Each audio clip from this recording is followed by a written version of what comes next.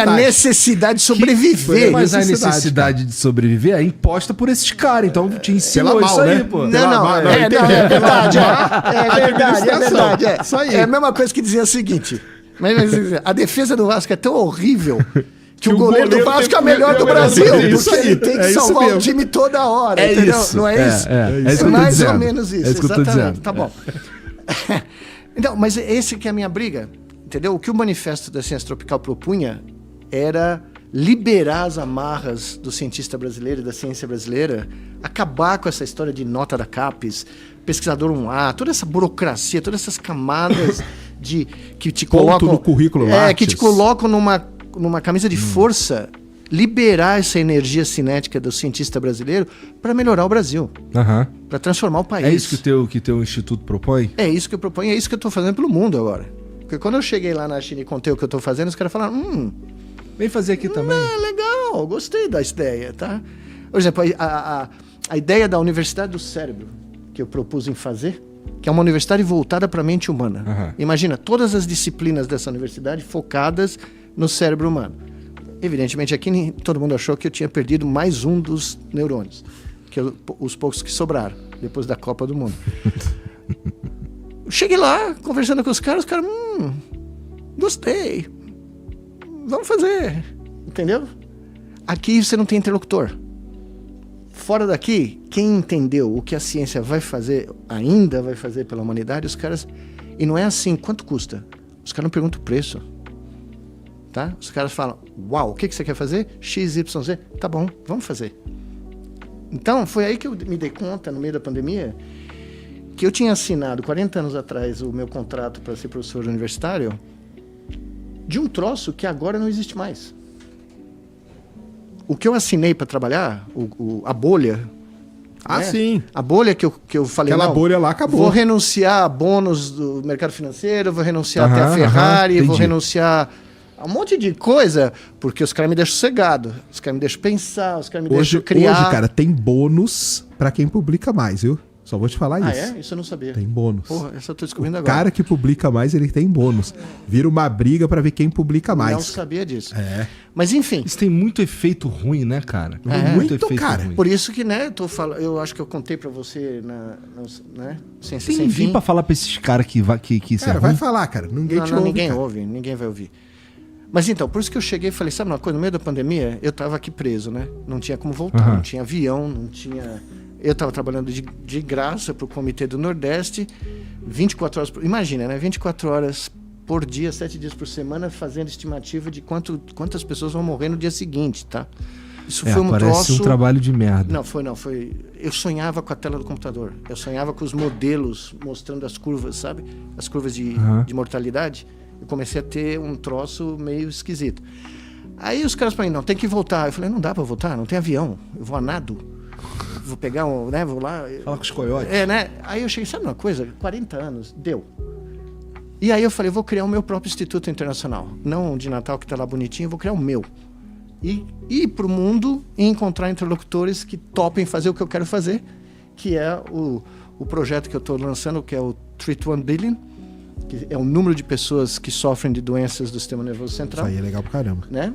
Que eu tô fazendo agora com parceiros na Europa, na Ásia, na África, no Brasil, nos Estados Unidos, fora do mundo acadêmico oficial. Porque quando eu cheguei e contei essa ideia... Esse cara deve te odiar. Não.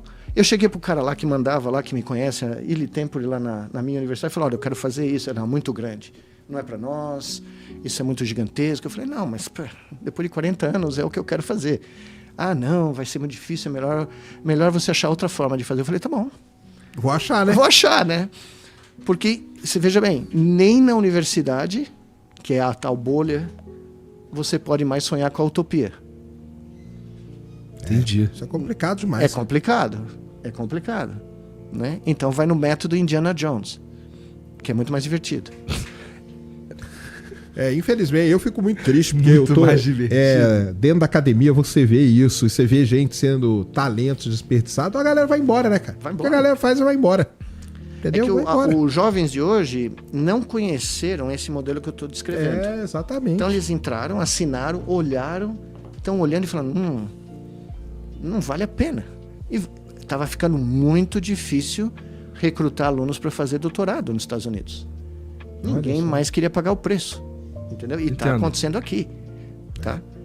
Porque é uma vida muito difícil. Tá uma crise danada, mas aí tem o negócio de bolsa e tudo, é tudo ruim, né, cara?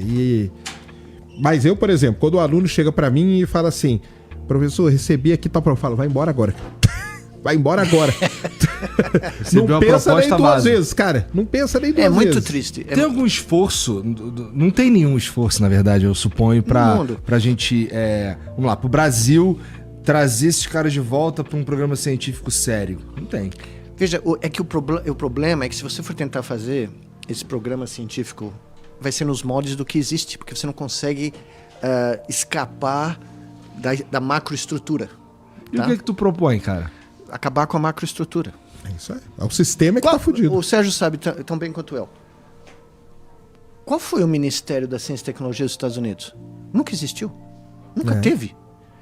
A grande sacada americana, no meio da guerra, um cara chamado Vannevar Bush, que não é parente dos Bush, que era o supervisor do Projeto Manhattan, lá da bomba, né? Que era um professor... Parece no filme, pra quem não viu. Não viu o filme, ele aparece? Parece. Ele era um cara que era o líder mundial de computação analógica. Imagine, na época que os computadores digitais começaram a surgir. Ele era o maior cara de máquinas analógicas do MIT. Ele chegou para o Franklin Delano Roosevelt, presidente dos Estados Unidos, e falou, nós temos que criar o National Science Foundation. Isso aí, os Estados Unidos criam isso aí. Nós temos que criar uma fundação que pague para os caras pensarem estrategicamente, cientificamente. Ele não falou para criar uma estrutura de ministério, burocrata aqui, burocrata... Claro que tem a burocracia do NSF, tá? A NSF revolucionou a ciência americana. Aí, do lado, eles criaram o NIH, que eu trabalhei com eles durante 30 anos. National Institute of Health, para financiar pesquisa biomédica. E assim vai. Eles têm o NRAO, que é o National Radio Astronomy. Então, e tal. Distribuído. Você entendeu? Tá. É quem dá a grana. Não tem um cara lá que senta em Brasília, em Washington. Teve recentemente, quando o Biden foi eleito, ele decidiu, não, vou pôr no gabinete um cara lá, o Eric Landros, para ser o... Bom, o cara durou 6 meses. Né? O cara brigava com todo mundo, descobriu todo barato. Ele estava muito abaixo dessa outra estrutura, né? Que já existe há muito tempo. Não, e essa estrutura... Só que assim, o presidente dos Estados Unidos tinha um advisor científico que senta do lado do Oval Office, tá? Então acontece qualquer crise no mundo, pandemia, a Coreia do Norte solta um míssil, sei lá o que acontece, o advisor entra na sala e fala, olha, o prêmio Nobel de Física nosso lá da Califórnia vai ligar pro senhor para contar como é que funciona esse barato e eu já tenho um briefing, você entendeu? É isso. Você não precisa de uma estrutura macro para fazer ciência. Você precisa de gente com talento, você precisa de recursos e uma infraestrutura para você praticar a arte. Tá? A gente tem pelo menos a infraestrutura para praticar Não, arte? nós temos. Aquela é dividida, cara, porque aqui você tem o MEC, né? E você tem o Ministério da Ciência e Tecnologia. Então você está numa universidade, você responde a quem? É uma bola muito dividida. Nós temos uma coisa positiva. Nós temos uma das maiores redes públicas de universidades do mundo. Tá. Ninguém sabe disso no Brasil, tá? Como o SUS ninguém conhece no Brasil, a China não tem esse modelo de saúde pública que nós temos aqui. Eles estão querendo criar agora, depois da pandemia, tá? O modelo de rede de universidades públicas brasileiras é um dos maiores do mundo. Universidades federais. E tem as estaduais em alguns estados, né? Inclusive, São Paulo, por exemplo, tem várias de grande destaque. Você tem a infra. O que você precisa é libertar os caras, entendeu? Você libertar a capacidade de produção intelectual de alto nível. E dar voz... E precisa de mais grana também. E precisa de grana, claro. Bom, eu ia falar para você agora. Porque tem essa rede, mas você visita as universidades por aí. Mas antes da pandemia, o National Institute of Health, da onde eu peguei milhões de dólares na minha carreira, o orçamento anual deles era acima de 35 bilhões de dólares. Nossa. Uma agência de fomento científico. Tá? Uma. O orçamento brasileiro não faz cócega no NIH. Tá? Quando eu fiz o Manifesto da Ciência Tropical, nós estávamos investindo menos de 2%, menos de 1% em ciência e tecnologia no Brasil. Pô, você não vai a lugar nenhum com isso. Tá? De fato. Não vai. Não dá pra a gente se desenvolver e se tornar um lugar, um país. Eu não tenho certeza do que eu vou falar, mas a gente pode checar depois. E eu não tenho nada contra esporte. Pelo contrário, você sabe, eu adoro esporte. Mas eu acho que o Bolsa Esporte, o Bolsa Atleta é maior do que uma bolsa de doutorado no Brasil. Tá? Tudo bem, tem que manter o apoio aos atletas, não há dúvida nenhuma. Vamos equiparar. Né? doutorado, o cara que está fazendo doutorado vai ter um impacto para a nação, se for bem feito, Sim. né? Tremendo. Hoje tá o quê? O doutorado 2.800, né? Uma coisa assim? Aumentou um pouquinho. Olha, eu preciso checar direito, porque eu vi o número, eu não sei se a fonte é fidedigna, mas se eu não me engano, é maior. Não tenho nada contra a Bolsa Atleta, mas então vamos fazer a Bolsa de doutorado, né? No mundo inteiro, o mestrado acabou. Tá? Sim, agora já vai direto. Vai tudo direto para o doutorado. Nós ainda temos um investimento tremendo aqui em mestrado. Não sei se vale a pena. No mundo esse modelo ciências biomédicas, física, a vasta maioria dos caras de talento vai direto para fazer doutorado. Eu fiz doutorado aqui direto não, isso foi uma briga de foice para eu conseguir fazer isso. Os caras queriam que você Brasil passasse pelo... muito Em 84. Mas eu já tinha paper publicado, já ia em congressos fora do Brasil. Eu falei, pô, mas por quê? Né? Não, é uma perda de tempo e graças Era apenas um passo burocrático. Era um passo burocrático que eu ia perder um ano. O mestrado ambiental que o pessoal usa hoje para pessoa... É como se fosse um nivelamento pro doutorado. E também para suprir as deficiências da graduação. Isso. Né? Tem essa também, né? Então, a ciência no Brasil poderia ter um papel muito mais fundamental. E a grande diferença também nossa, por exemplo, da China, é que as pessoas na rua falam de ciência. Isso aí que é maneiro. Isso é Tá. que é maneiro. Mas assim, cara, eu sinto... Claro que eu tô falando do pedacinho que eu consigo olhar. Mas do pedacinho que eu consigo olhar, cara, internet, assim, no Brasil, pela internet, não sei o quê, eu acho que nos últimos anos a gente teve mais pessoas prestando atenção nesse tipo de assunto. Por que eu tô falando isso? Não, é verdade. Porque, cara, sei lá, deve ter um mês, o Sergião tava fazendo uma live de um eclipse que tinha 500 mil de pessoas assistindo. Mas é graças ao Sérgio e outros divulgadores científicos brasileiros que essa penetração aumentou. Né? Não há dúvida nenhuma. Claro. Mas ainda é uma bolha. isso Tá? ainda é. Nós somos 205 milhões de pessoas. Tá?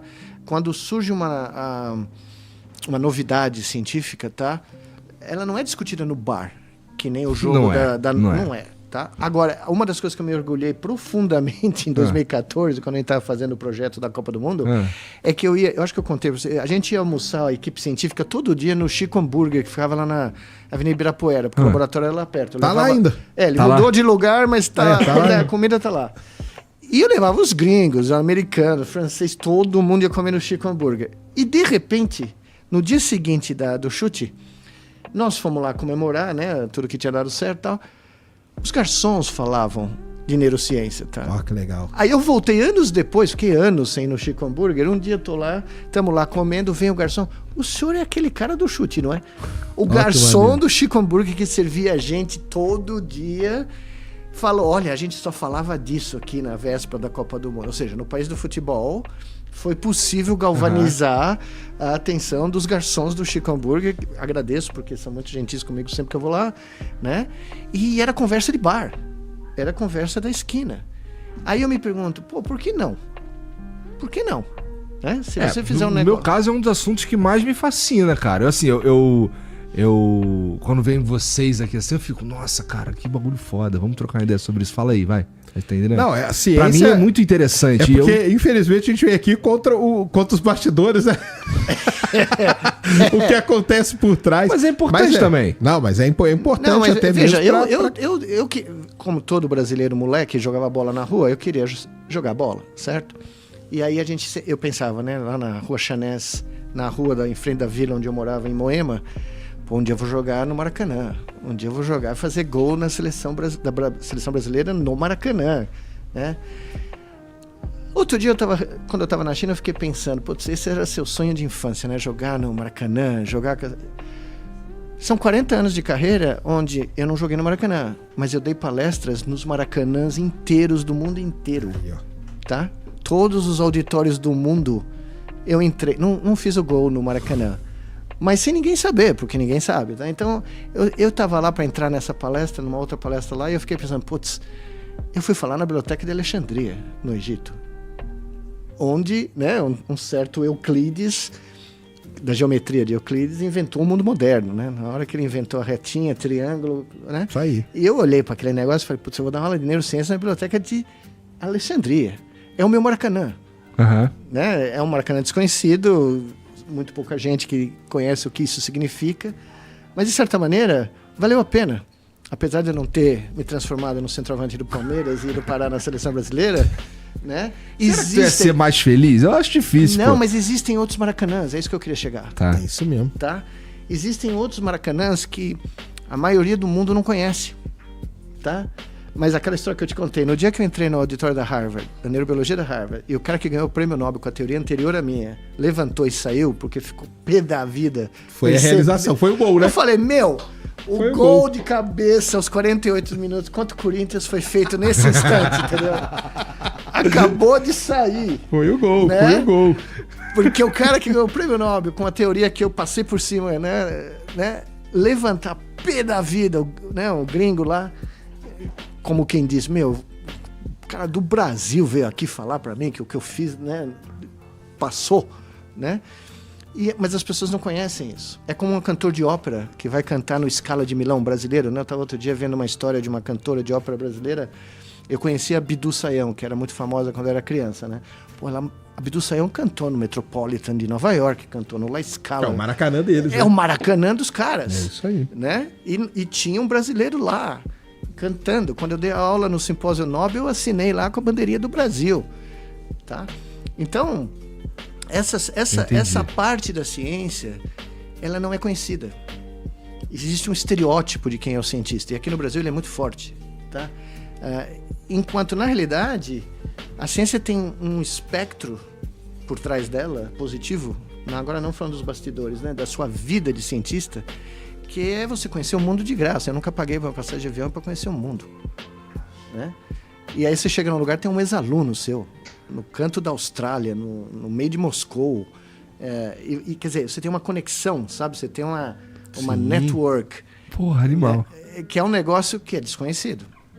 Quando os caras perguntam para mim, vale a pena ser cientista?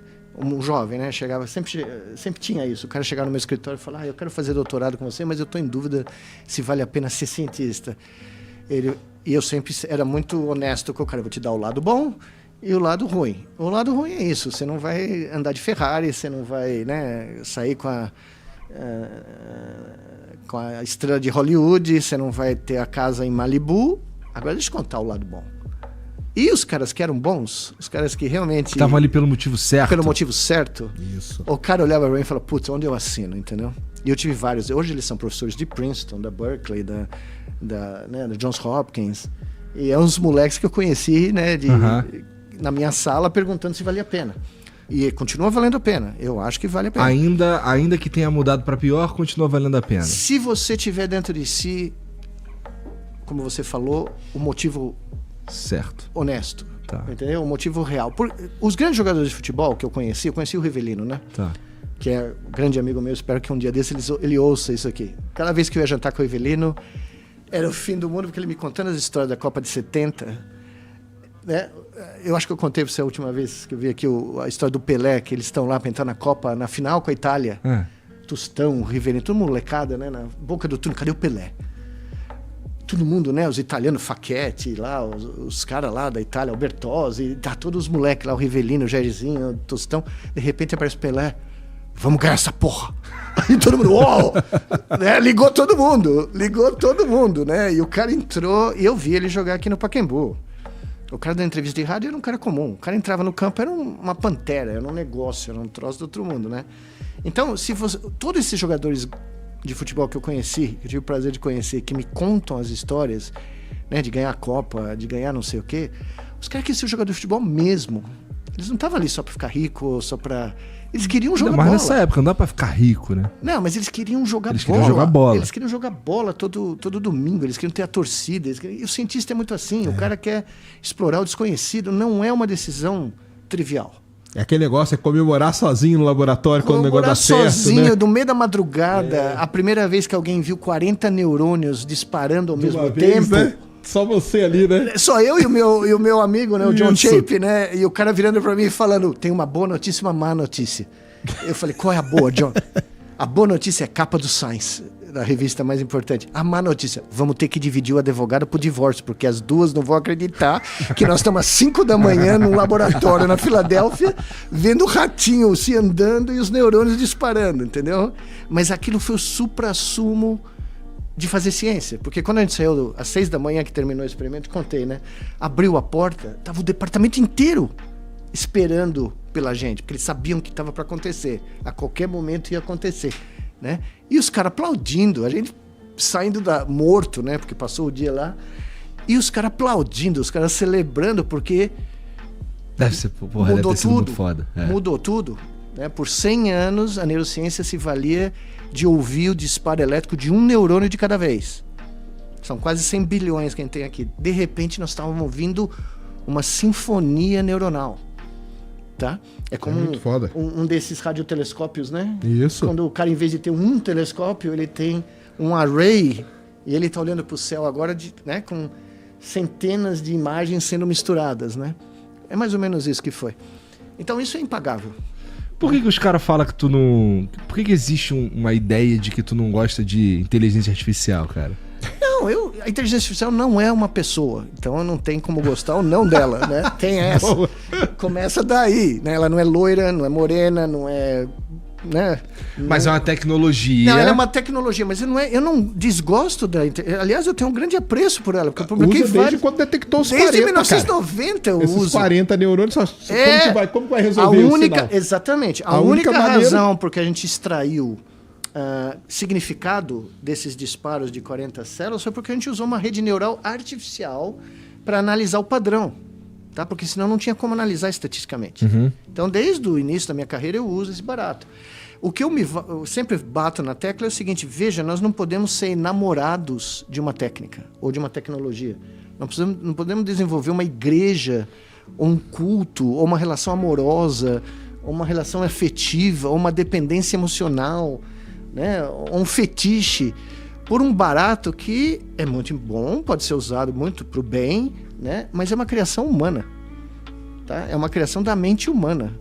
Não tem esse baratinho aqui não está surgindo uma consciência artificial e nunca vai surgir. Eu bato. Não, isso dá. Primeiro você veio aqui, você falou isso, você falou assim, cara, isso aí não vai rolar. E aí, toda vez que alguém levanta esse assunto assim, meu irmão, o Miguel Nicolelli falou pra tu ficar tranquilo. Não vai rolar essa parada aí. Mas é a questão do fetiche. Mas, cara, por quê? Porque quem é cientista e usa, entendeu? Nicolelli usa desde 1990. Eu, na minha tese de doutorado, tem lá, que na época eu até falei, né, o nome certo é estatística multivariada. Isso. Só que esse nome, ele não é comercial. Não. Se fosse chamar esse nome, cara, não ia ter problema nenhum, não é o sexy. mundo tava igual, né? Mas o John McCarthy, que é o cara que criou o nome, esse cara queria fazer uma conferência desses métodos, porque ele acreditava que ia ter uma evolução explosiva deles, nos anos 50, tá? E ele falou, puta, eu preciso do nome, eu preciso vender isso pro Departamento de Defesa, para eles pagarem a conferência. Ele falou, preciso do nome, Artificial Intelligence. Colou na hora. Parece uma parada muito foda, avançada, sensacional, muito foda, parece ficção científica, né? E tem um amigo meu que diz o seguinte: toda ficção científica, no fundo, tem uma base de realidade. Eu falo que elas são proféticas. São proféticas, né? E tinha tido vários livros, antigamente filmes não era nessa área, não existia, mas livros dizendo de coisas assim. E o cara foi na mosca, ele foi no nervo. Ele ganhou não só a grana para conferência, mas ele criou o nome, né? Criou o nome. Principal, e se imortalizou o brand. Ele é um dos grandes branding guys da ciência mundial. O que assim, a inteligência artificial que tu usava lá pra ver os neurônios. Cara, é a mesma coisa, cara. Esse aqui é o foda. Então, mas sabe o que é maluco? O que eu quero dizer é que assim, isso daí que você já vem há muito tempo e que pra você já é carne de vaca, que vocês usam usa pra tudo, vamos, é uma ferramenta. Isso. Ela chegou pros meros mortais de um jeito que ela é avassalador, entendeu? Ela cria imagens, muito foda. Não é dúvida. Ela consegue criar se eu pedir pra ela fazer um texto sobre alguma coisa, ela vai fazer um texto ali, que eu já vi alguns que tem vários errados. Outro dia eu vi que alguém perguntou, me mandaram no WhatsApp, que perguntaram pro ChatGPT o que era o Flow Podcast, e aí os caras... Colocaram eu como sócio, viu? Já vi isso, já vi que o Igor Cavaleira, do Sepultura... É o cara do Flow. Quem é Sepultura? É uma banda de metal brasileira. Imagina, cara, que o ChatGPT falou que o Palmeiras tem 2 mundiais, cara. Não, aí nós temos que dar valor pra inteligência artificial. Porque finalmente alguma coisa inteligente saiu desse barato. Eu fiz o teste ao vivo, Não, cara. eu fiz um troço. Foi ao maldade. vivo. Um cara numa conferência chegou pra mim e falou assim, no meio de 6 mil pessoas. Chegou assim pra mim, o ChatGPT é a primeira obra da humanidade a atingir 100 milhões de seguidores em dias. Em pouco, Eles querem 24 horas. Tudo isso. A plateia, uau! Porque tinha um gráfico na tela, né? Isso. Aí eu falei, e o ChatGPT vai ser a primeira criação humana a perder 100 milhões de seguidores em menos de um mês. Batata. Começou a aparecer o troço do Google, o troço de não sei o quê. Sim. O ChatGPT começou a despencar, entendeu? Porque é como se fosse uma Ferrari. Tem a Ferrari vermelha. Todo mundo comprou a Ferrari vermelha. Mas se aparecer a Ferrari azul, diamante, né? Os caras falam, não, agora é a Ferrari diamante. É o brand. Tá? Você brand uma ideia e o cérebro humano, ele compra o barato. Ele compra o brand. Você cria algo do nada. Eu vi um outro experimento também que tem a ver é mais um experimento social. Que foi, os caras pegaram uma loja num shopping, compraram um monte de vestuário baratinho. Sim. Colocou lá, por exemplo, um sapato que eles pagaram $20, coloca ali, não sei o quê. Inventaram uma marca. Não tenho dúvida. E colocaram. E aí teve um lance de uma modelo, de uma pessoa entrou lá, não sei o quê, e saiu com um monte dessas sacolas de loja ali, saiu algumas vezes durante um tempo. Daqui a pouco aquela loja que era de mentira virou algo. Virou. É o hype, Nossa. né, que a gente chama. Ué, veja o que aconteceu com a criptomoeda. Né? O cara tá lá no tribunal, aí vai pegar 200 anos de cadeia, né? O nosso querido... Agora, quem investiria um tostão num cara cujo sobrenome é Bankman-Fried? Banqueiro frito. Não, sério. Você precisa ser muito jacô pra jogar dinheiro num cara que chama Bankman-Fried. De qual criptomoeda? Sabe qual criptomoeda que ele... Eu não tenho... Eu acho que era Bitcoin, eu não tenho certeza, mas era uma dessas. O Bitcoin é quente, né? Era, né? Ficou quente uma época, derreteu, ficou quente de novo, vai derreter de novo. E vai ficar quente de novo. Talvez, mas o ourão tá lá. Ninguém bate o ouro. Sim. Porque o ouro agora só se vier do meteoro, só se a gente for pra Marte e tiver muito ouro lá. A reserva de ouro do mundo é finita. Sim. É isso aí. E volto a dizer, desculpe, os caras que não gostam dos mongóis vão ficar muito bravos comigo, mas o Gandhi Kublai Khan já sabia disso. Por isso que quando eu te contei do cartão de crédito que ele inventou, era uma placa de ouro, que punha no pescoção do Marco Polo ia pela China, mostrava o Kublai Khan Mastercard Gold e não pagava nada. Você parava na estalagem, o cara tirava comida, hospedagem, cavalo, anotava, mandava para Pequim e o banco do Kublai Khan pagava. O primeiro cartão de crédito da história. Baseado no quê? Ouro. Porque ele já sabia que era uma reserva de valor finita. Isso que em 1400, 1500? 1200 e lá vai pedrada.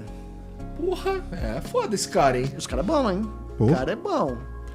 Gostei. Mas o chat GPT aí, cara, eu usei aqui no Ciência Sem Fim o GPT-3. Tá. Que é anterior, né? Que é o anterior aonde você tinha... Porque aí é que foi a grande sacada dos caras. Toda inteligência artificial, você tem uma parametrização dela. Que é isso que vai mandar. O GPT-3, você tinha que parametrizar ele. Do lado aqui, ó, tinha todos os... É o Stable Diffusion. Tá. O Stable Diffusion, para fazer imagem, você tem que saber da parametrização. Se você não sabe o método que tá ali, você não faz nada. O que os caras da OpenAI viram e falaram? Cara, ninguém vai usar isso aqui, desse jeito. Então vamos pegar esses parâmetros aqui e vamos jogar meio automatizado por trás, rodando por trás. O cara escreve, ele passa por aquela parametrização automática que você, na época, você podia fazer, agora você não faz mais, e ele joga para você uma resposta. E tem uma coisa, os modelos linguísticos, né, os big models, né, que eles chamam. Isso, os LLM, né?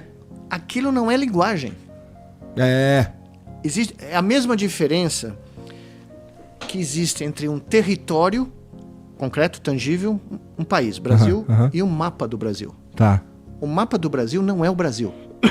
Ele imita, ele ele é tenta uma imitar. representação É, isso aí. gráfica, ele é uma Isso aí. projeção do que é o Brasil. Tá. Mas não existe mapa algum que vai reproduzir o que o Brasil é. A costa do Brasil, o território do Brasil. Não vai. Então, isso é uma questão conhecida há décadas. É uma aproximação, cara. Ele é uma aproximação. Então, o modelo linguístico, eu uso sempre essa frase porque no Brasil é muito típico. Você já viu no YouTube esses canais onde vem estrangeiro, vem no Brasil e não entende bulufas? O cara aprendeu português lá nos Estados Unidos, né? Foi numa escola melhor, fala português fluente. Aí ele vem no Rio de Janeiro e o cara fala, mano, você é um ladrão. Aí o cara, não, eu não roubei nada. Mas a palavra, mano, você é um ladrão, pode ter múltiplas conotações. Pode ser uma brincadeira com seu amigo, pode ser você é um ladrão, ou, né? Tem conotações que são criadas coloquialmente a cada dia. É o meu irmão. Como que você vai traduzir pro gringo? Meu irmão. Mano. E aí, meu irmão? O cara chega pra mim e fala, mano, né? Eu falo, não, eu torço Palmeiras. Aí o cara fala, não é nesse sentido. É o sentido de irmão, de colega. Eu falei, não, eu torço Palmeiras, né? Então, nenhum modelo linguístico desses vai conseguir codificar a semântica. Porque a semântica é dinâmica. Ela é criada coloquialmente a cada instante no tempo. Você falando para milhões de pessoas aqui, você cria novas expressões linguísticas, tá? Que os seus ouvintes vão entender claramente e vão disseminar. E, de repente, quando você puser essa expressão linguística num programa desses, o programa vai dar tilt, porque ele não conhece o contexto. Tá? E isso é uma propriedade da matéria orgânica, tá aqui.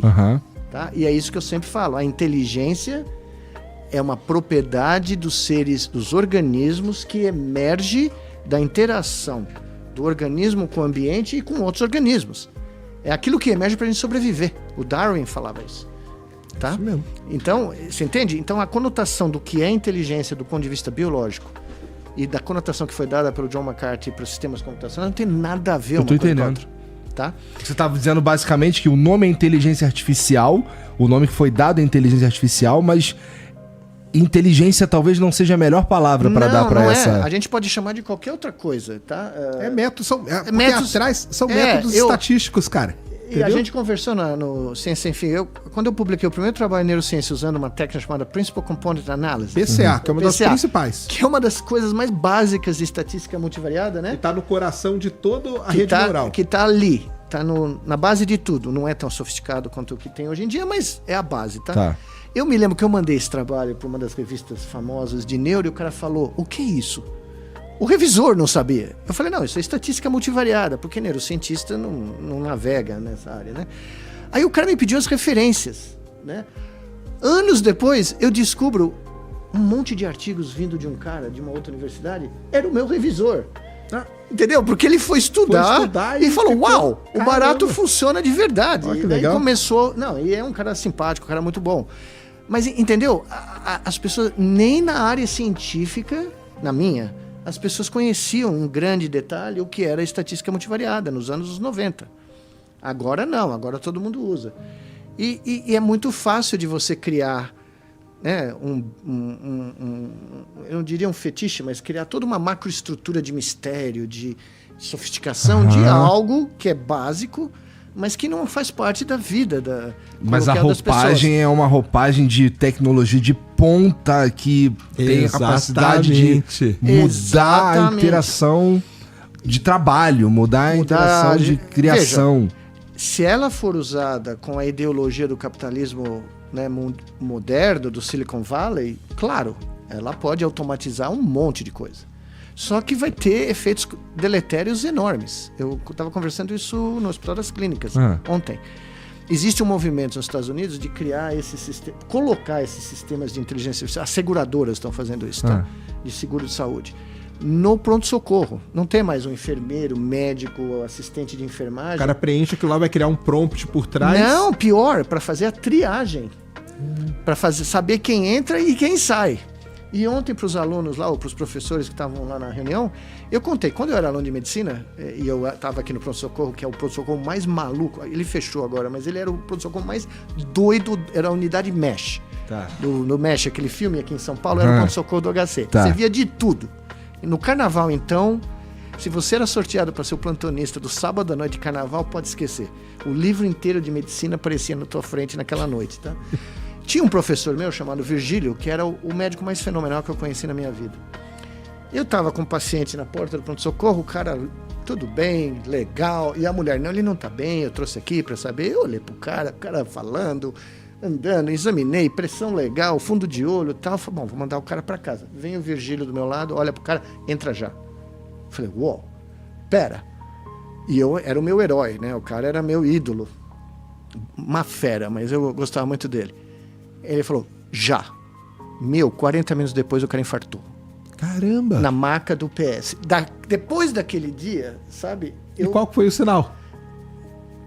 Ele não sabia explicar. Ele olhou pro cara, porque ele já tinha visto milhões de pacientes, milhões de casos, tinha um olho clínico como eu nunca vi. Ele não encostou no cara, tá? Ele mandou o cara pra dentro. Um sistema desses, esse cara tinha morrido em casa. Ou no caminho de volta pra casa, tá? Porque não adianta. Você não vai conseguir tirando uma foto, preenchendo um papel, fazendo todas as medidas quantitativas. Você não vai conseguir detectar algo que um cara que tem 40 anos de janela no pronto-socorro do HC é capaz de fazer, entendeu? Então, esse movimento é para ganhar dinheiro. Porque não vai gastar com médico, não vai gastar com enfermeiro, vai ter um sistema lá que você põe sua mão, fundo de olho, você entendeu? Mede a pressão automaticamente, sinais vitais, né?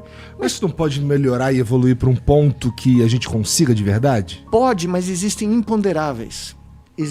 A medicina é uma arte, não é à toa que o grande Hipócrates dizia que é uma grande arte, né? Você encosta no paciente, que ninguém mais faz, é muito raro hoje em dia. Eu aprendi a examinar um paciente, chamava propedêutica, disciplina de propedêutica. Você põe a mão, você percute.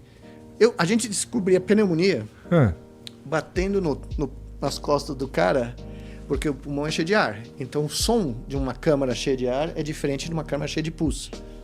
Tá? E aí você ouvia com o estetoscópio, batata. Né? Eu fiz o diagnóstico da pneumonia do meu filho em Durham, que eu não podia clinicar nos Estados Unidos, porque eu não fiz a minha licença lá. Falei, pneumonia, tranquilo. Levei pro médico, eu era professor titular da universidade, tá? Levei na emergência o residente, imagine, é só uma gripe, não vou gastar dinheiro fazendo raio-x, porque ele não queria gastar o dinheiro.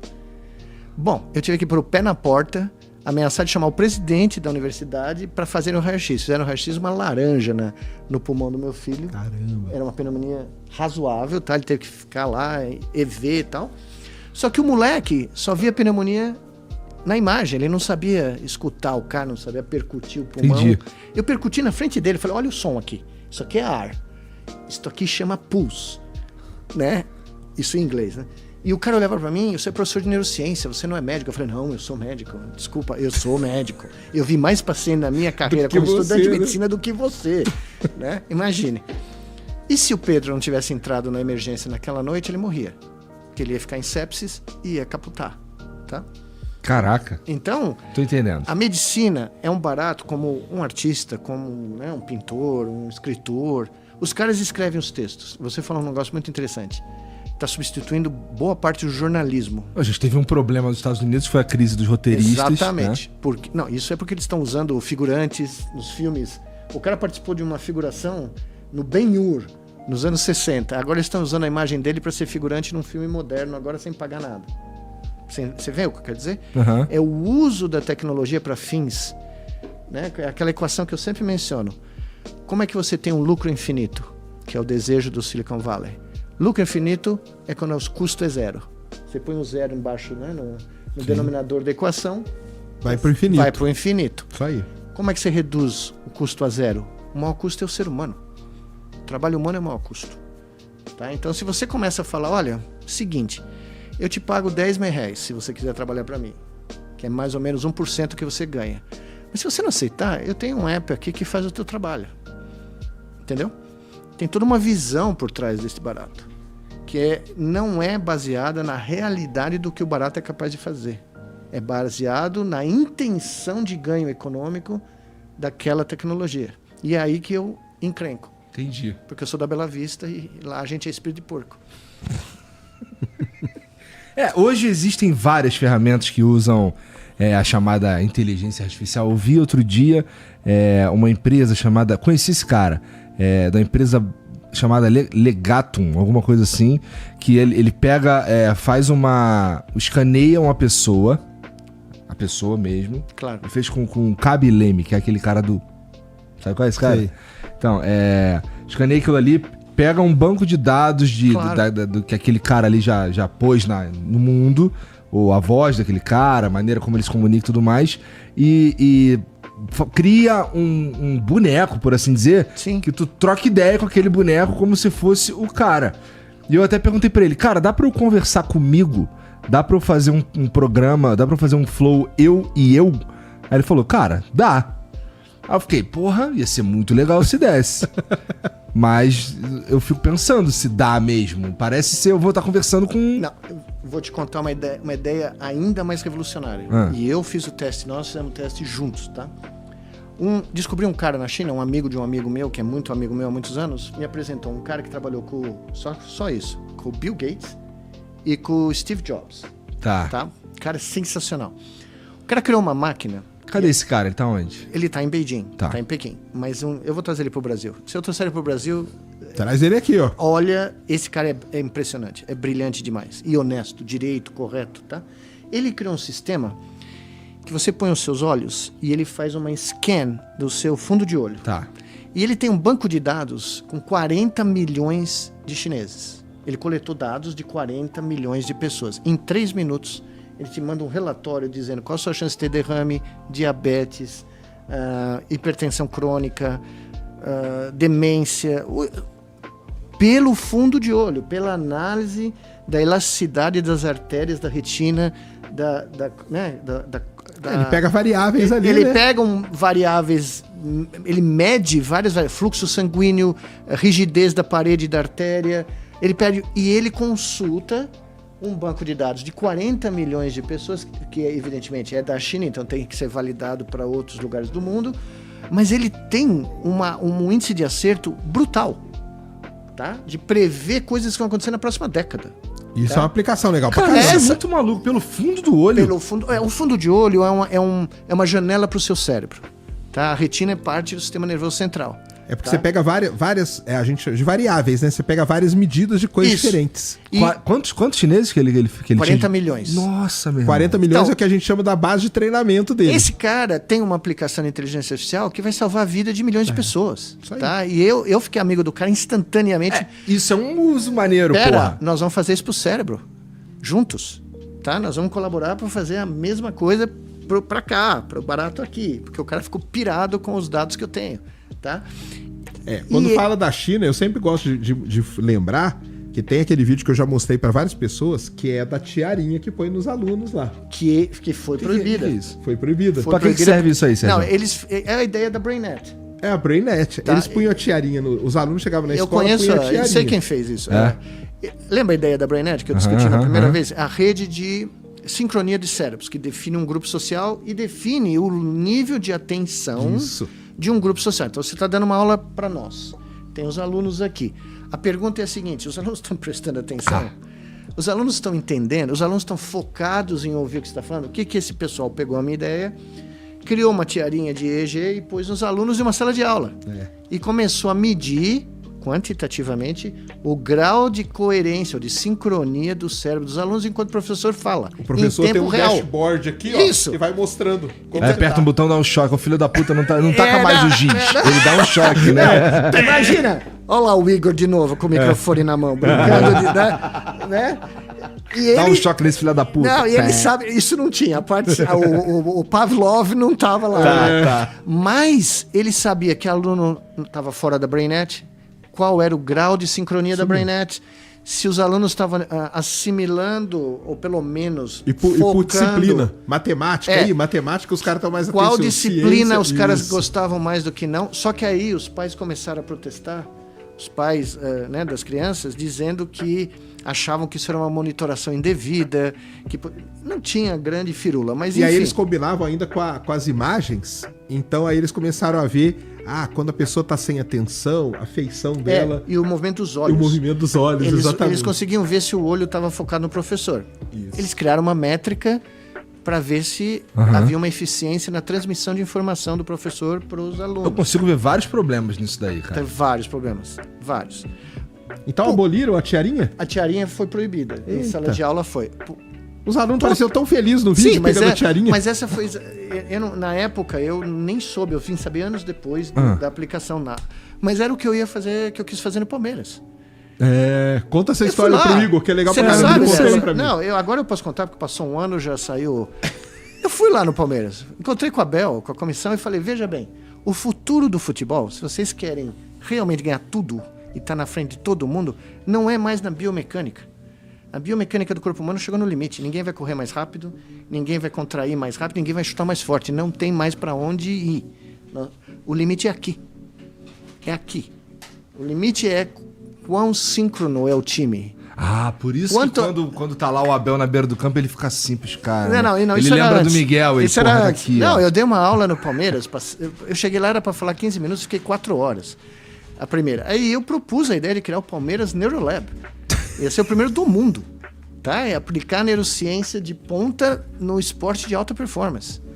Né? Isso é legal pra caramba, isso aí. Não, e assim, quem tá ouvindo assim do nada pode falar, puta, mas isso é um absurdo. Cara, se a gente for pensar que medicina do esporte Isso. ou cuidar da Nutrição. nutrição ou da saúde mental do atleta 20 anos atrás era uma firula, era... Não, você não imagina. Aí eu chego na China, chego para um amigo meu que é esse louco, né? Eu falei, eu quero criar uma chuteira que tenha giroscópios, tenha sensores de pressão e tenha microcâmeras para a gente ver como é que o Messi cobra a falta do ponto de vista do pé dele.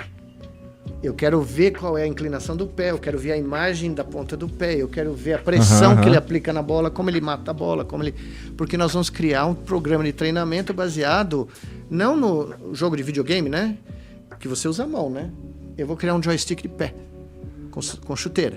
Então o cara vai estar sentadinho na casa dele, vai estar jogando um jogo de futebol virtual no estádio da Bombonera, vai. O Palmeiras vai jogar na Bombonera semana que vem. Nós íamos fazer cada estádio que o Palmeiras jogasse no mundo, nós íamos ter um estádio virtual para o time treinar virtualmente nos estádios antes de jogar o jogo de verdade. E os caras iam receber feedback tátil da bola, dos jogadores adversários no pé. Como um jogador de futebol recebe, certo? Aham. Tá? Nós íamos criar um treinamento. Eu não consigo nem imaginar como isso poderia funcionar, Miguel, sinceramente. E aí nós íamos medir a sincronia dos jogadores em tempo real, do cérebro dos jogadores, para saber se o cabeça fria, coração quente do Abel tá fazendo sentido, se os caras sincronizaram. Aí o que eu fiz? Eles me permitiram medir isso em 4 jogadores ou 6 jogadores do Sub-20. Tá. Pus o EEG no CT do Palmeiras, tá? Projetei a BrainNet na parede. Isso vai entrar pra história. Agora que eu posso contar. Legal, cara. Aí eu vou publicar. Aí nós medimos atividade elétrica em tempo real do cérebro do Sub-20, enquanto eu dava umas instruções, ou outra pessoa, de o que eles tinham que fazer num jogo. Não sincronizou nada. Os caras não estavam nem aí pra mim, nem pro... Aí vem o Abel e fala 5 minutos do que eles tinham que fazer no jogo. Bum! Conectou. Lobo pré-frontal dos caras, que é a área que planeja o futuro, que planeja ações coletivas, ações em grupo, bimba. Tá? Aí eu falei, nós vamos fazer isso em tempo real nos treinos e no futuro isso vai ser feito no jogo. Tá? Você vai poder saber que o cara precisa ser substituído muito antes dele ter sinais de fadiga física. É a tiarinha, hein? É a tiarinha para ganhar dos caras ali. Né? Aí eu falei, não vai ter pra ninguém. Não vai ter pra ninguém. Não, isso aí não ia ter pra ninguém, cara. Não vai ter pra ninguém. Não ia ter pra ninguém. Quem assinou isso daqui? Zico? Cara, então, Zico? isso daqui te assusta, Pedro? Não. Assusta. Mas ele morreu no Vendaval. Não, em o Montevidéu. Pedro tava lá ontem, cara. Não, mas Guardou 2, pô. ontem eu não vi. Ontem é um joguinho sem significado, eu só assisto decisão. Mas enfim.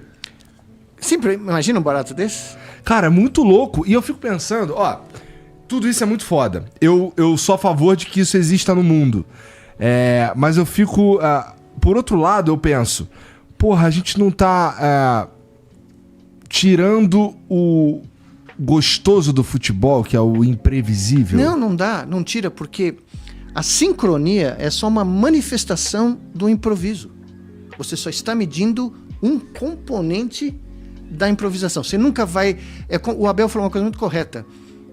tanto publicamente quanto quando eu conversei com ele. É impossível você quantificar e reproduzir, quantificar e reproduzir um jogo como futebol. Porque o número de parâmetros aleatórios é tão gigantesco que não tem como. Tá? Não tem como. Então, por exemplo, aquela jogada que eu sempre uso da final da Copa de 70, que o Tostão rouba a bola, dá para o Clodoaldo dribla 4 italianos, passa para o Rivelino passa para o Jairzinho dá para o Pelé aponta no futuro, sem olhar. Ele aponta no futuro, o Carlos Alberto vem, pega a bola no futuro e faz o gol. Não tem como você prever aquele barato. Tá? Se você olhar aquela jogada, as decisões que foram tomadas por cada um daqueles jogadores, elas são aleatórias. Tá? É no momento o cara toma uma decisão ali. Mas aí será que por trás, nesse exemplo aí que você deu, não tá a BrainNet ali agindo? Por que o Pelé pôs a bola no futuro? Porque eles já se conheciam tanto. Ele jogou 5 anos com o Carlos Alberto no Santos. Então ele sabia exatamente onde o Carlos Alberto ia estar. É o que a gente chama de entrosamento. Na minha época a gente chamava isso de liga. Deu química. O time que deu química. Tá jogando por música. Por música. O Oswaldo Brandão falava isso, por música. Eu não sei se você conhece essa história. O Oswaldo Brandão estava lá treinando a academia do Palmeiras em 74. Ele estava no meio do campo. Aí ele falou, não. Saiu do meio do treino, subiu na arquibancada. Aí o diretor de futebol do Palmeiras falou, Brandão, meio do treino, você vem aqui na arquibancada e fala, não preciso fazer mais nada. Eles jogam por música. Entendeu? Liga. Era a BrainNet. Era a BrainNet. Então, uma orquestra sinfônica. Um time de futebol, um coral, né? Um grupo de astronautas, quando os astronautas saem lá da estação espacial, né, para fazer uma caminhada espacial, aquilo é coreografado, porque qualquer erro ali, os caras estão mortos, tá? Qualquer erro, não tem segunda, não tem chora minha nega ali, acabou, tá? Todos esses balés humanos, que são manifestações da nossa capacidade de criar grupos sociais coesos, dependem de uma BrainNet, tá? E essa BrainNet é manifesta pela sincronização da atividade dos nossos cérebros. E o que tu estava fazendo lá durante nesse período era observar a BrainNet. Eu estava no Palmeiras? Tá querendo mostrar pros caras que tem, cara. Eu fui observar e fui falar para eles, olha, esta aqui é a fronteira do esporte de alta performance. Então, a minha sensação é que o Abel adorou. A comissão adorou, mas alguém ali no Palmeiras disse que não era para ele. Imagina, cara, você começa a medir, você vê que um jogador tá fora, mas você sabe ali pelo seu histórico de treino... E pra torcida do Palmeiras, que já vai cair na minha cabeça, eu ia fazer de graça, tá? Pro bono e consegui dinheiro para fazer. O meu chapeuzinho do Palmeiras eu passei e consegui gente do fora do Brasil para pagar. Então o Palmeiras Neurolab ia ser self-funded. Quer conversar com o Landim, com o Braz? Não, aí é difícil. Aí fica difícil. Não, eu tenho um contato com um time um pouquinho melhor, que eu vou lá agora na Inglaterra. Um pouquinho melhor. Não posso falar. Tá bom. Mas eu volto aqui para contar. Isso é muito legal. Isso é sensacional, cara. Porque você pegar os grandes times da história de qualquer esporte, você vê que tem isso. Você pega um Chicago Bulls da época ou Lakers da época do Magic Johnson. Cara, e depois que você vê os documentários e tudo, você vê, cara, tinha um negócio ali, cara. Entendeu? Tinha, porque nós temos neurônios, nós temos uma classe de neurônios no sistema frontal e parietal, a gente chama, eu não gosto do nome, mas o nome é neurônio espelho, conhecido na literatura, tá? Que eles disparam vendo outro indivíduo fazer movimentos. Então eles copiam, de certa maneira, eles estão registrando movimentos de outros indivíduos do nosso grupo social e estão usando essa informação para treinar, e não é só nós, tá? Aquele exemplo velho de eu bocejo, o cara boceja, é isso? Isso, mais ou menos. Mas, basicamente, eu vi isso em macacos, né? Quando a gente estava registrando atividade elétrica de certas áreas aqui do córtex motor, e um experimentador passava na frente, isso foi descrito pelo professor Risolati pela primeira vez nos anos 90, meu amigo, na Universidade de Parma, né? Um lugar bom para você comer presunto, mas ele descobriu isso lá. Quando um de nós passava, ou quando um de nós estava comendo, ou quando um estava mexendo nos papéis, o neurônio disparava. Ele não disparava quando o macaco se mexia. Ele disparava quando o macaco via alguém se mexer. Tá? E isso para esporte é o básico, tudo, cara. Tá? É tudo. É a primeira coisa da explosão, por exemplo, do isso, cara. Se você ganha, porque eu acho que eu contei para você, uma das minhas palestras em Nova York, eu terminei essa palestra e vi um cara andando na minha direção, eu falei, pô, com esse cara, não é possível. Era o Ron Dennis, que era o chefe da McLaren na época, né? E eu tinha visto esse cara todo domingo, quando o Ayrton Senna corria, eu via o cara. Ele falou, olha, é o seguinte, se você me der 100 milissegundos a mais, ou reduzir em 100 milissegundos, ou 30 milissegundos, o tempo de reação de um piloto de Fórmula 1, é a diferença entre ganhar o título e ficar em 5º lugar, ou 6º lugar. Tá? Porque eu mostrei algo nesse estilo, que os macacos começavam a se mexer mais rápido com o treinamento, tá? O cara que era o diretor da Fórmula 1, de uma equipe de Fórmula 1 de ponta, virou para mim, biomecanicamente nos nossos simuladores não tem o que ganhar. Tá? O tempo de reação dos caras não melhora. Mas se você conseguir, né, algo desse estilo, é uma fortuna o que vale isso daí. Né? Agora, no esporte coletivo é ainda mais fundamental. Porque você tô entendendo. Você tem 11 caras ali no campo. Sincronizar 11 mentes não é trivial. Sim, cara. Né? Não é por... E aí eu falei pro Abel, quantas vezes um cara treina pênalti? Quantos pênaltis você consegue fazer um cara treinar? Se eu me lembro direito, ele falou 10, no máximo, no final do treino. Eu falei, não, no nosso sistema de realidade virtual ele vai treinar 10 mil. Porque ele não vai cansar, não vai consumir energia, ele não vai contrair a perna, ele vai treinar mentalmente a posição do joelho do goleiro, a posição do pé dele, e ele vai sentir no pé dele, sem sair da cadeira, o feedback do contato com a bola. Que tipo de equipamento tu estava propondo para isso daí? Os que eu desenvolvo. Os que eu desenvolvi para pesquisa básica, mas agora eu quero me divertir, entendeu? Gostei, por isso que tem aquele negócio de você pegar os 11 melhores jogadores do mundo, talvez aquilo lá não vire um time, né? Não, Sim, cara. Sim. Aí eu brinquei com a gente viu lá o melhor ataque do mundo, Romário sabe de mundo, né? não nada, rolou, né? Não rolou. Mas por que não rolou? Individualmente o talento era explosivo. Faltou a conexão. Faltou a liga. A liga. Por exemplo, tinha um treinamento... Isso, vamos lá. Vamos dizer que tivesse ido pra frente isso daí que você tá falando do Palmeiras. Não, vai pra frente, só não vai no Palmeiras, tá infelizmente. Tá bom. Mas como você não pode me contar ainda em detalhes, vamos dizer que tivesse ido pra frente no Palmeiras. Sim. Essa liga, essa BrainNet que pode estar num... Vamos lá, você vai no Flamengo, vamos dizer que lá não tá bem calibrada, então os caras não estão dando liga. Isso, observando os resultados do que os caras estão apresentando na hora do jogo, não sei o quê, dá pra fazer um trabalho pra que haja essa liga? Isso, não, a ideia era a seguinte, a ideia não era só mensurar qual é o grau de sincronia, a ideia era amplificar o grau de sincronia com as ideias que eu tenho de treinamento virtual. Meu irmão, isso aí pode melhorar a isso tem o potencial Cara, de elevar o nível a ponto de todo mundo vai ter que fazer, senão vai ter um time imbatível. Não, veja bem, no lance, ou seja, vou dar essa de graça pra você, porque eu sou um cara caridoso. Tá bom. No lance do primeiro gol do Flamengo ontem, tá? A bola é lançada no facão pro Pedro. O que acontece? O Palmeiras jogando 3 zagueiros, em linha.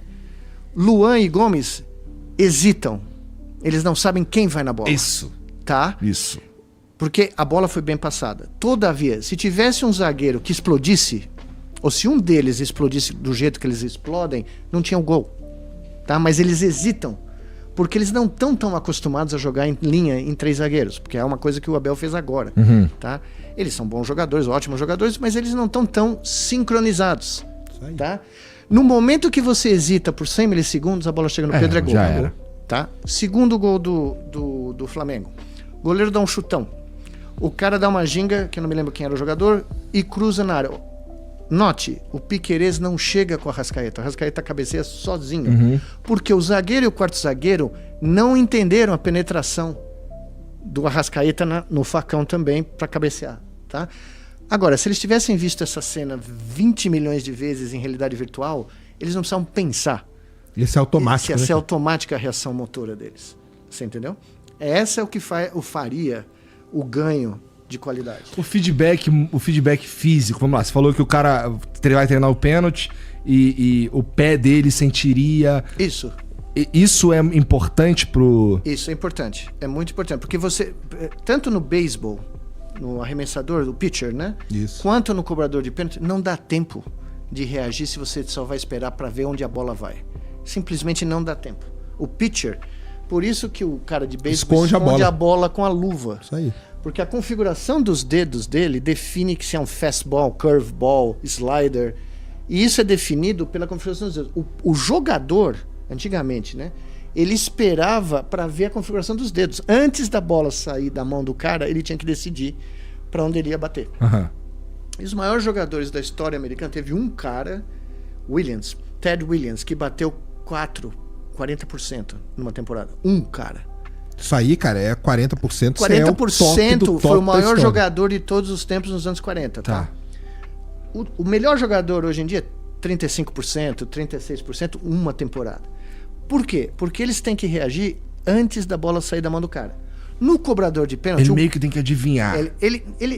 Os grandes caras adivinham. Eles não adivinham, eles treinaram a mente deles a esperar a configuração dos dedos. Então é automático. Tá. É automático. Então eles já estão fazendo isso em hockey no gelo, né? Nós íamos trazer, mas não da maneira que eu proponho, uma maneira mais simplista. O cobrador de pênalti é a mesma coisa. Se o goleiro for esperar a bola sair do pé do cara, pode esquecer. Só se ele der sorte de... Do cara bater mal. Bater mal ou ele adivinhar o canto, tá?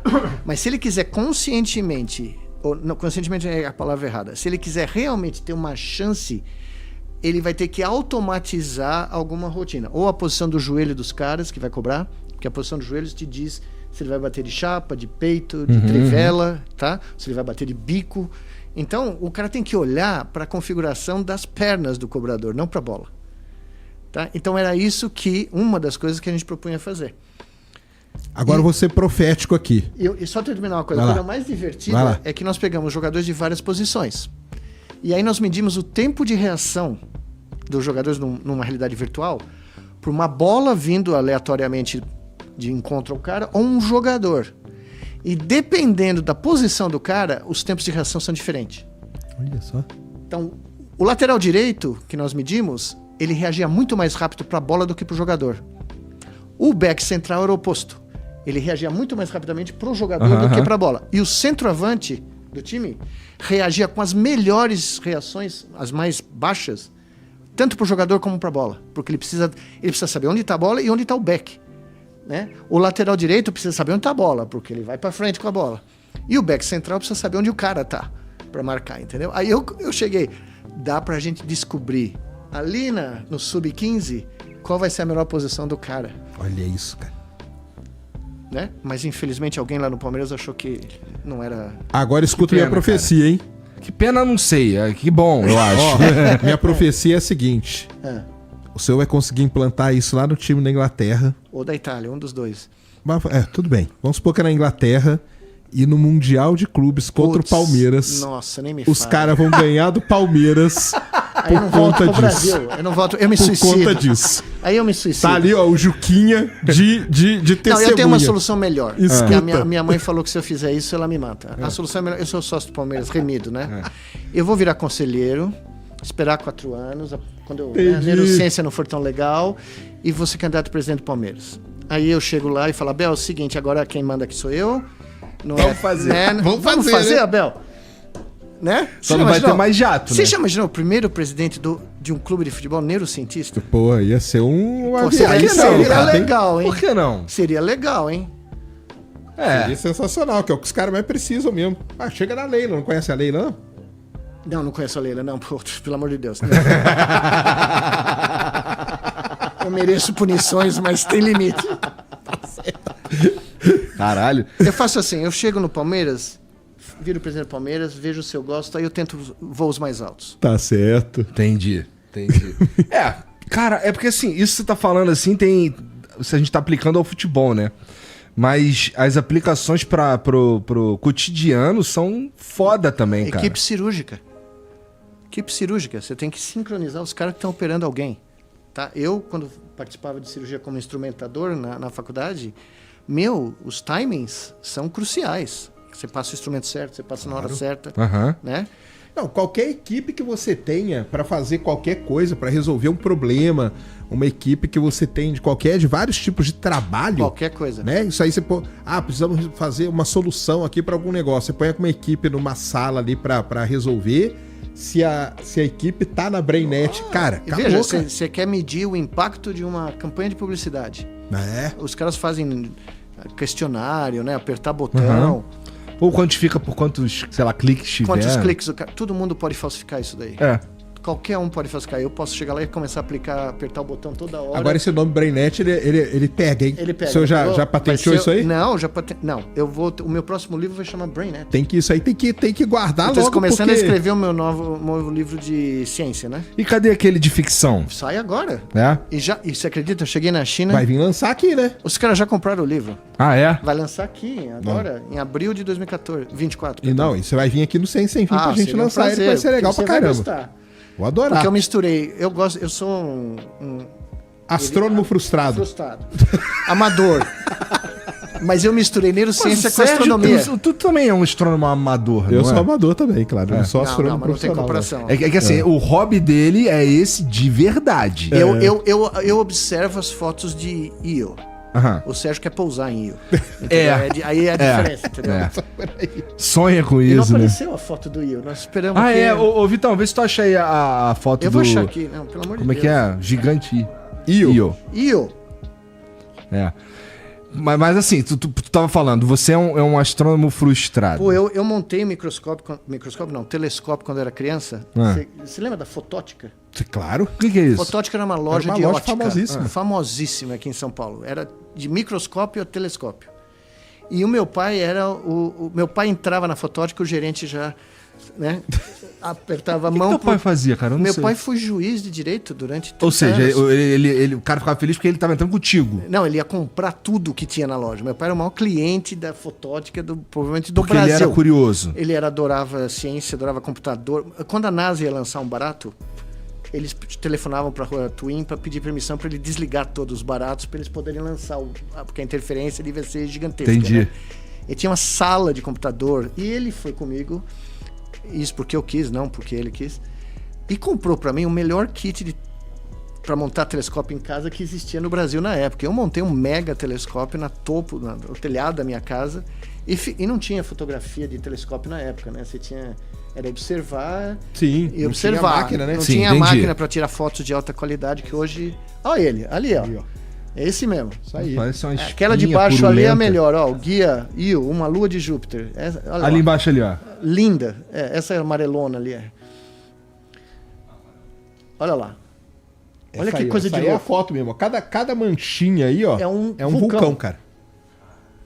É um Vocês mar... inventaram, claramente não é um vulcão. Cadê a lava?